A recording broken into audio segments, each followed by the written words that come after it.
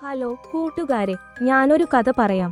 നഗരത്തിലെ തിരക്കുകളിൽ നിന്ന് മാറി ശാന്തമായ ഒരിടത്തായിരുന്നു സാന്ത്വനം എന്ന വൃദ്ധസദനം.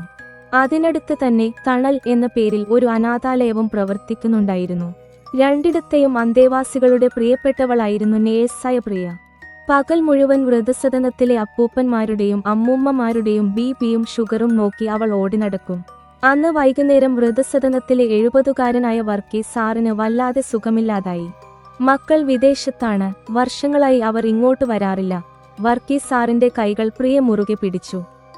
മോളെ, എനിക്ക് എന്റെ കൊച്ചുമകനെ ഒന്ന് കാണണമെന്ന് തോന്നുക, അദ്ദേഹം കിതച്ചുകൊണ്ട് പറഞ്ഞു.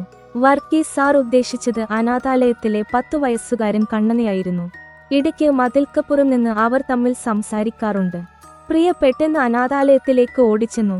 അവിടെ ഒരു മൂലയിൽ ഇരുന്ന് ചിത്രം വരക്കുകയായിരുന്നു അവൻ. കണ്ണ, അപ്പൂപ്പന് സുഖമില്ല, നീ ഒന്ന് വാ. കണ്ണനെ അവൾ കൂട്ടിക്കൊണ്ടുവന്നു. കണ്ണൻ പേടിയോടെ വർഗീസ് സാറിന്റെ കട്ടിലിനരികിൽ ഇരുന്നു. ആ കുഞ്ഞിന്റെ കൈകൾ തന്റെ നെഞ്ചോട് ചേർത്ത് പിടിച്ചപ്പോൾ വർഗീസ് സാറിന്റെ മുഖത്ത് ഒരു വല്ലാത്ത പ്രകാശം പടർന്നു. രക്തബന്ധമില്ലാത്ത, പരസ്പരം ഉപേക്ഷിക്കപ്പെട്ട 2 തലമുറകൾക്കിടയിലെ പാലമായി പ്രിയ അവിടെ നിന്നു. രാത്രി വൈകി വർഗീസ് സാർ വിടവാങ്ങി. പക്ഷേ മരിക്കുന്നതിന് മുൻപ് പ്രിയയുടെ കയ്യിൽ അദ്ദേഹം ഒരു കത്ത് ഏൽപ്പിച്ചിരുന്നു. അദ്ദേഹത്തിന്റെ ബാങ്ക് അക്കൗണ്ടിലെ വലിയൊരു തുക കണ്ണന്റെ പഠനത്തിനായി മാറ്റിവെക്കണമെന്നായിരുന്നു ആ കത്തിന്റെ ഉള്ളടക്കം. വർഗീസ് സാറിന്റെ മരണാനന്തര ചടങ്ങുകൾ കഴിഞ്ഞ് പ്രിയ അനാഥാലയത്തിലെത്തി. അവിടെ കണ്ണൻ ഒറ്റയ്ക്കിരുന്നു കരയുകയായിരുന്നു.